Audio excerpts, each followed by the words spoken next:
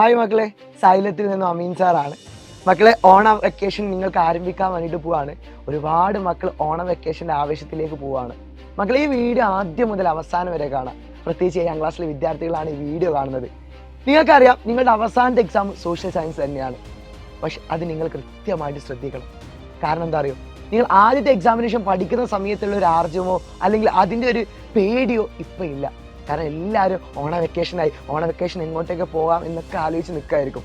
പക്ഷെ 7ാം ക്ലാസ്സിലെ മക്കൾ അത് ചിന്തിക്കാൻ പാടില്ല. കാരണം നിങ്ങളെ മുന്നിലേക്ക് വരാൻ പോകുന്ന വലിയൊരു ഘട്ടമാണ് നിങ്ങളുടെ US എക്സാമിനേഷൻ. ആ US എക്സാമിനേഷൻ നിങ്ങൾക്ക് പാസ്സാവണമെങ്കിൽ എല്ലാ വിഷയങ്ങളും A ഗ്രേഡ് വേണം.